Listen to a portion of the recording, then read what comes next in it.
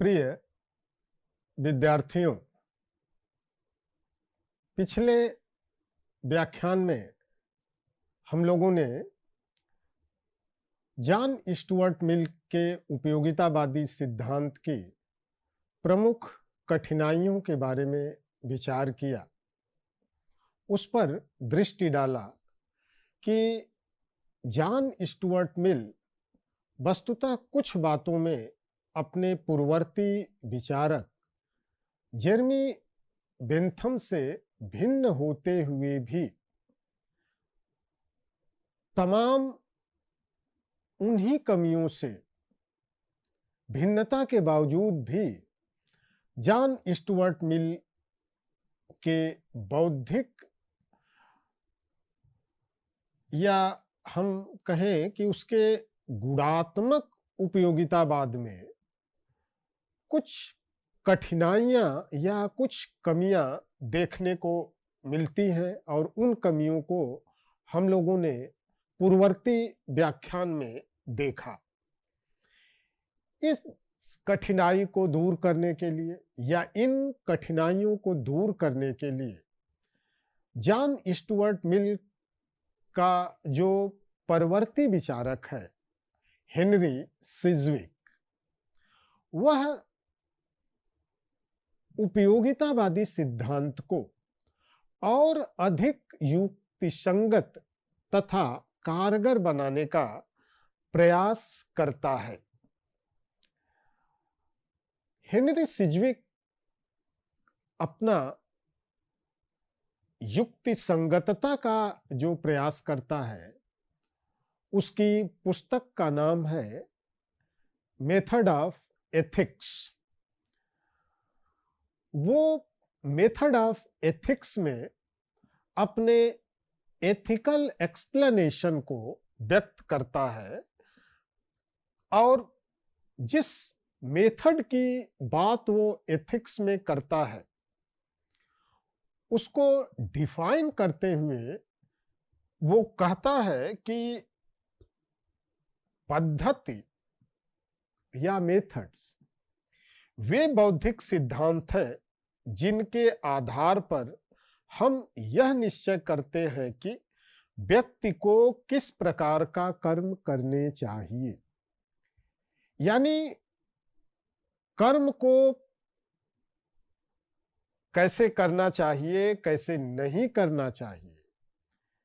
Methods ही इसका ज्ञान देते हैं और चूंकि मेथड्स रेशनल है, इसलिए Henry Sidgwick is an exponent of institutional or rational utilitarianism. Henry Sidgwick का जो उपयोगितावाद है वह बौद्धिक उपयोगितावाद के नाम से जाना जाता है। बौद्धिक इसलिए क्योंकि वो रेशनल मेथड्स की बात करता है और उसी रेशनल मेथड्स के आधार पर वो ये बताता है कि he said the ultimate standard of moral valuation is the productivity of desirable consciousness and the ultimate good or end in itself must be goodness or excellence of conscious life, and the goodness of conscious life must ultimately consist in happiness or pleasantness, and all other things collected good are only means to the end of mankind conscious life more desirable, which is in fact to say that they are meant to happiness. अगली बात जो Henry सिज्विक करता है वो ये कहता है कि प्लेजर और happiness is the ultimate good, knowledge, beauty, and other objects which are considered by some to have intrinsic value are only means to happiness. अब सिज्विक जो है अपने बौद्धिक उपयोगितावाद को 3 पिलर या 3 स्तंभ पर जो है वो खड़ा करता है। यानी सिज्विक की जो बौद्धिक उपयोगितावाद है वह 3 स्तंभों पर खड़ी है। उसका पहला स्तंभ जो है वो अंतः प्रज्ञावाद है, दूसरा जो है वह स्वार्थ मूलक सुखवाद है, और तीसरा जो है वह सर्वार्थ मूलक सुखवाद है। यानी बौद्धिक उपयोगितावाद की आधारशिला सिज्विक जिन 3 सिद्धांतों पर रखता है वह है अंतः प्रज्ञावाद, स्वार्थ मूलक सुखवाद और सर्वार्थ मूलक सुखवाद। वह अपने पूर्ववर्ती विचारकों बेंथम और मिल के इस मत को स्वीकार करता है कि केवल सुख ही स्वतः साध्य, शुभ या वांछनीय है। स्पष्ट है कि सिज्विक बेंथम और मिल से इस बात पर सहमत है कि केवल सुख ही शुभ या वांछनीय है।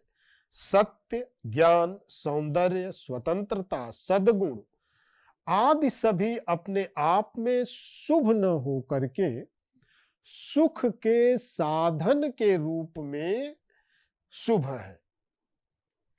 यानी जो सौंदर्य है, स्वतंत्रता है, सत्य है, ज्ञान है, ये सभी स्वतः शुभ न हो करके सुख के साधन के रूप में ही शुभ होते हैं। अब अगर ये साधन के रूप में शुभ है तो हमारा एकमात्र कर्तव्य बन जाता है कि विश्व में अधिकतम सुख की उत्पत्ति हो। इस प्रकार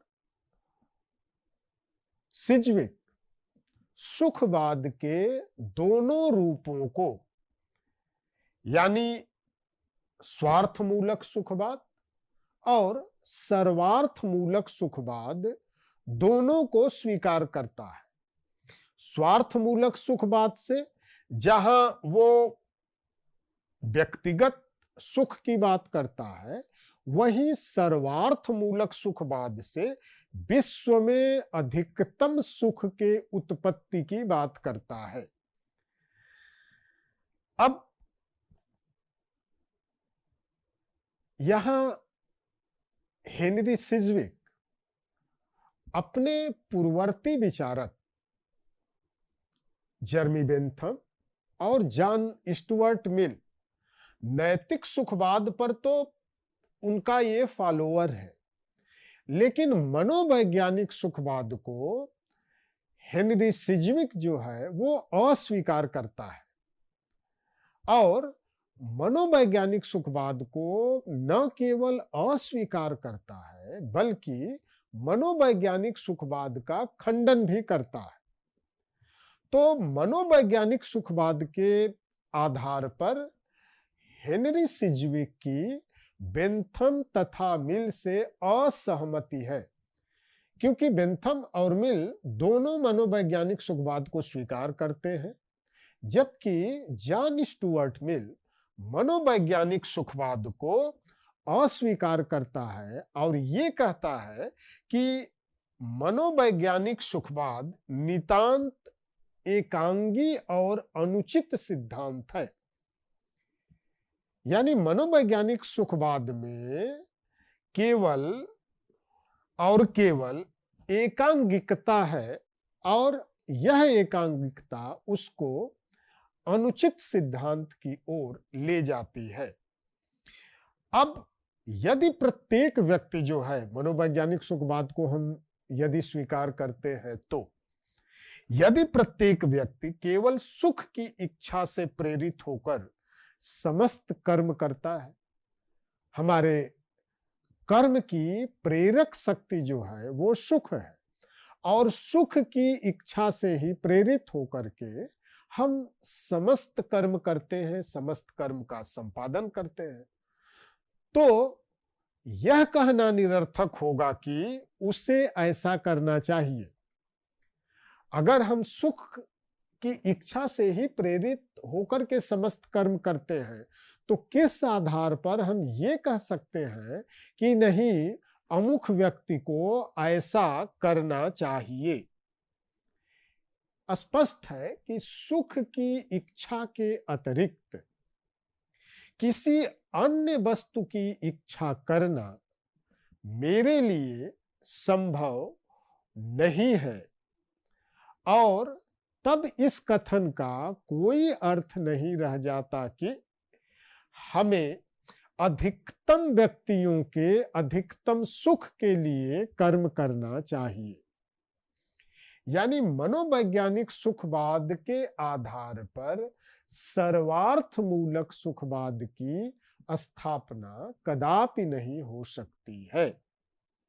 अतः सिज्विक ये मानता है कि मनोवैज्ञानिक सुखवाद न तो स्वार्थ मूलक नैतिक सुखवाद को उचित प्रमाणित कर सकता है, न तो सर्वार्थ मूलक सुखवाद या उपयोगितावाद को। इसके अतिरिक्त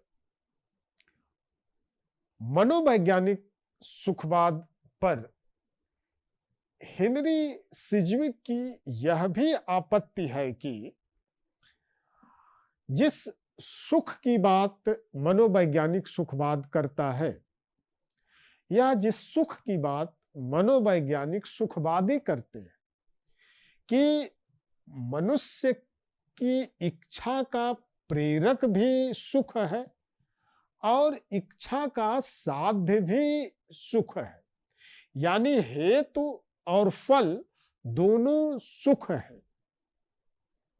हेनरी सिज्विक जो है इस पर ऑब्जेक्शन करता है और ये कहता है कि वस्तुतः मनुष्य जो है वह सुख की इच्छा नहीं करता, अपितु उन वस्तुओं की इच्छा करता है जिनसे उसे सुख प्राप्त हो सकता है।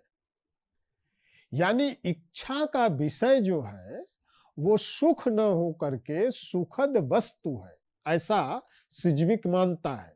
जबकि मनोवैज्ञानिक सुखवादी ये मानते हैं कि इच्छा का विषय जो है वो केवल सुख है। अब उदाहरण के लिए हम ये देखें कि भूखा रहने पर अगर मुझे भूख लगी है तो मैं किसकी इच्छा करूंगा? भोजन की इच्छा करूंगा या भोजन से प्राप्त होने वाले सुख की इच्छा करूंगा? स्पष्ट है कि मुझे भोजन की इच्छा होगी, न कि भोजन से प्राप्त होने वाले सुख की। स्पष्ट है कि मेरे इच्छा का विषय यहाँ वह वस्तु है जिससे कि सुख मिलेगा, यानी भोजनोपरांत जो है हमें सुख की प्राप्ति होगी। इस प्रकार सिज्विक के अनुसार हमारी इच्छाओं का प्रत्यक्ष उद्देश्य जो है वह सुख न हो करके वो सुखद वस्तुएं होती है, और सुखवाद का खंडन सिज्विक सुखवाद के विरोधाभास यानी पैराडॉक्स ऑफ हिडोनिज्म के माध्यम से भी स्पष्ट करता है। अब पैराडॉक्स ऑफ हिडोनिज्म यानी सुखवाद का विरोधाभास है क्या? सिज्विक ये दिखाता है कि यदि हम केवल सुख पर अपना ध्यान केंद्रित करें, तो यानी अपने ध्यान में हम केवल सुख को रखें, तो सुख जो है मुझसे उतना ही दूर होता जाएगा। यानी यदि हम केवल सुख पर ध्यान देते हैं तो सुख की दूरी जो है वो मुझसे बढ़ती जाएगी। इसी को वह पैराडॉक्स के रूप में इंगित करता है। अब उदाहरण के लिए मान लीजिए कि हम कोई गेम खेल रहे हैं और गेम को खेलते वक्त केवल हम इस सुख में लिप्त रहे कि जीत जाएंगे तो क्या होगा, यानी जीतने के फलस्वरूप उत्पन्न जो सुख होगा यदि हम उसी पर ध्यान देते रहे तो इसका परिणाम क्या होगा?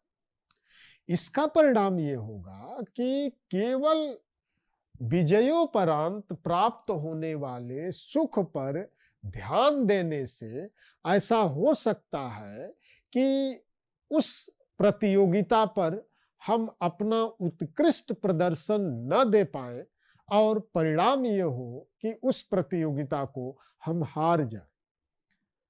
तो विजयोपरांत प्राप्त होने वाले सुख पर ध्यान देने से हमें क्या मिलेगा?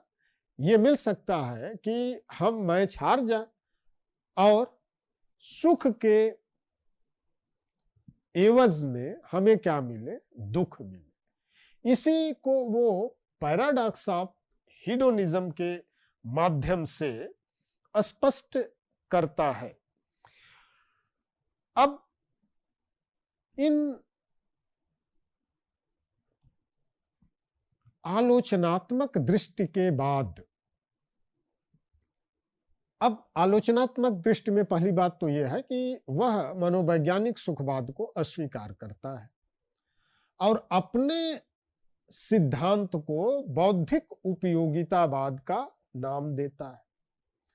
अब बौद्धिक उपयोगितावाद में वो मानता है कि नैतिक सिद्धांत जो है वो बौद्धिक होते हैं, इसलिए उपयोगितावाद जो सिज्विक का है वो बौद्धिक उपयोगितावाद कहा जाता है। उपयोगितावाद का मूल सिद्धांत बुद्धि पर आधारित है। उसका मत है कि केवल अंतःप्रज्ञावाद के आधार पर ही स्वार्थ मूलक नैतिक सुखवाद एवं सर्वार्थ मूलक नैतिक सुखवाद की स्थापना संभव है। यानी स्वार्थ मूलक सुखवाद और सर्वार्थ मूलक नैतिक सुखवाद की स्थापना किसके द्वारा संभव है? तो सिज्विक कहता है कि वो स्थापना केवल अंतःप्रज्ञावाद के माध्यम से ही संभव है। और इस कारण अनेक विचारकों ने सिज्विक के उपयोगितावाद को अंतःप्रज्ञात्मक उपयोगितावाद की संज्ञा दी। अंतःप्रज्ञात्मक उपयोगितावाद है क्या? अंतःप्रज्ञावादियों के अनुसार अंतःप्रज्ञा मनुष्य की वह मानसिक शक्ति है जिसके द्वारा उसके कर्मों के औचित्य या अनौचित्य का साक्षात ज्ञान जो है वह हो जाता है। अंतःप्रज्ञा मनुष्य की आंतरिक शक्ति है जिसके आधार पर कर्मों के औचित्य या अनौचित्य का साक्षात ज्ञान हो जाता है और इसके लिए उसे तर्कों या युक्तियों का सहारा नहीं लेना पड़ता है। यानी जब वो ज्ञान साक्षात हो गया तो उसके लिए तर्क और युक्ति जो है युक्ति संगत नहीं है। उदाहरण के लिए सामान्य व्यक्ति इस बात को स्वतः सिद्ध मानता है कि जिसने हमारा उपकार किया उसके प्रति कृतज्ञ होना जो है अपने आप में अनुचित है। जिसने हमारा उपकार किया उसके प्रति कृतज्ञ होना क्या है? अनुचित है, जबकि कृतज्ञ होना उचित है।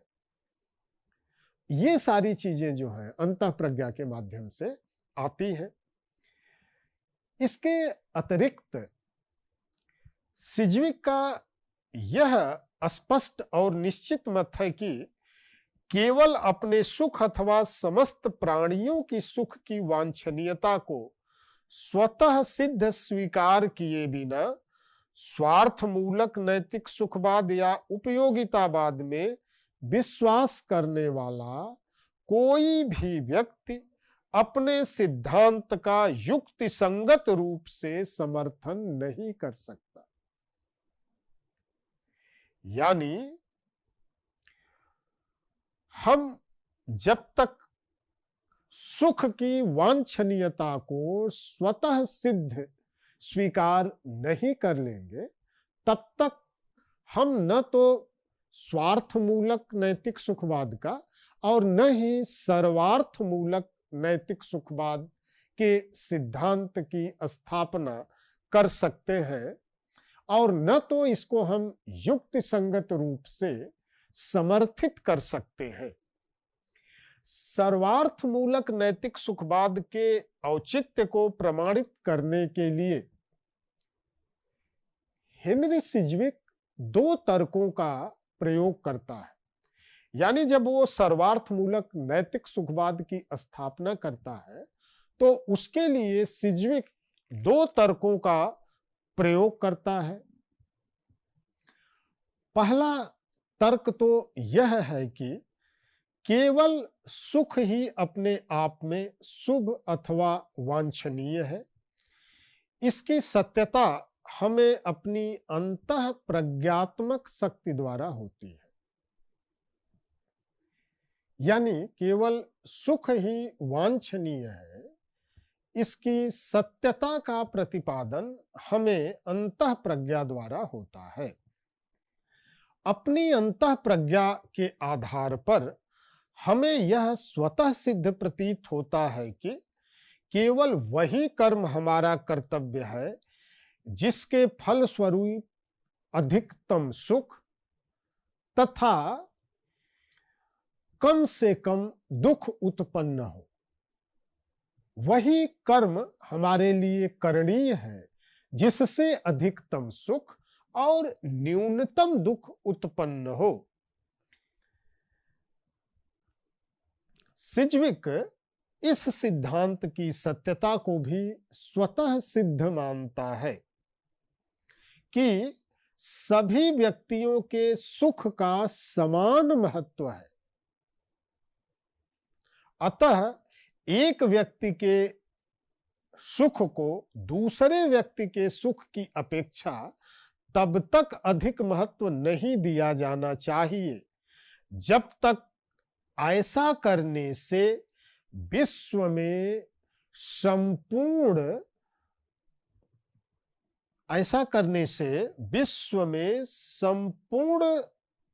सुख की मात्रा अथवा तीव्रता में वृद्धि न हो। उन्होंने इस सिद्धांत को न्याय अथवा समानता का सिद्धांत कहा। यानी एक व्यक्ति के सुख को दूसरे व्यक्ति के सुख की अपेक्षा तब तक वरीय नहीं माना जाना चाहिए जब तक ऐसा करने से विश्व में संपूर्ण सुख की मात्रा अथवा तीव्रता में वृद्धि न हो। यह सत्य है कि विश्व के संपूर्ण सुख में हमारा अपना भी सुख सम्मिलित है। यदि हम संपूर्ण सुख की बात करें तो उसमें अपना भी सुख जो है वो इंक्लूड है। और हमें अपने सुख वृद्धि के लिए तभी प्रयास करना चाहिए जब ऐसा करने से विश्व में संपूर्ण सुख की मात्रा में वृद्धि हो। यदि अपने सुख का त्याग करके दूसरे के सुख के लिए प्रयास करने से संपूर्ण सुख की मात्रा में वृद्धि होती है तो हमें ऐसा अवश्य करना चाहिए। और इस सिद्धांत को हेनरी सिज्विक जो है वह परोपकार का सिद्धांत कहता है। यानी जो prudence, benevolence and justice are the three rational principles of the distribution of happiness in our individual and social life. जागरूकता, समान व्यवहार और ये न्याय, ये ऐसे सिद्धांत हैं जो हमारे सामाजिक जीवन के लिए महत्वपूर्ण है और इसे महत्वपूर्ण बनाने वाले सिद्धांत को हेनरी सिजविक जो है वह परोपकार का सिद्धांत कहता है कि अगर हमें अपने सुख का त्याग करने से संपूर्ण विश्व के सुख में या मात्रा में वृद्धि हो रही है तो हमें अपने वैयक्तिक सुख का अवश्य त्याग कर देना चाहिए और ऐसा करने वाले सिद्धांत को हेनरी सिजविक परोपकार का सिद्धांत कहता है। अब इस